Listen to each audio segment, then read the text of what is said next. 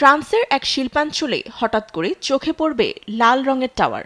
এটি সরকারি কোনো প্রজেক্ট নয়, দাদানাতি মিলে বানানো দৃষ্টিনন্দন মিনি আইফেল টাওয়ার। লাল রঙের টাওয়ার যে কাউকে মুগ্ধ করবে। দাদানাতির স্বপ্ন এখন হাতের মুঠোয়। আইফেল টাওয়ারের আদলে বানানো হয়েছে মিনি আইফেল টাওয়ার। এই মিনি টাওয়ার বানাতে সময় লেগেছে ৮ বছর। এটি প্যারিসের ঐতিহাসিক আইফেল টাওয়ার না, বরং ১০ ভাগের ১ ভাগ স্কেলের হুবহু কপি। ফ্রান্সের সান্তোকোয়া অক্সমাইন শহরে দাঁড়িয়ে আছে ৩০ মিটার উচ্চতার এই আইকনিক কাঠামো। ৮.৫ টন ওজনের টাওয়ারে রয়েছে অক্লান্ত পরিশ্রমের ছাপ।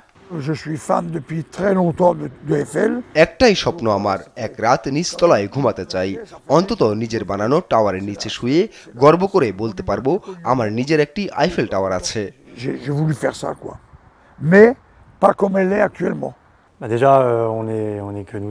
আমি ওস্তাভো আইফেলের ভক্ত। আইফেল টাওয়ার পৃথিবীর সবচেয়ে বিখ্যাত স্থাপত্য। আমি কিছু করতে চেয়েছিলাম এবং শেষে নিজের মতো করে বানালাম। দাদানাতির এই আইফেল টাওয়ার এক চমকপ্রদ উপহার। ছোট ছোট করে গড়ে তোলা টাওয়ার, লাল রং এবং নিচতলায় সুসজ্জিত কাঠামো যেন এক অপরূপ শিল্পকর্ম। নিউজ ডেস্ক, দেশ টিভি।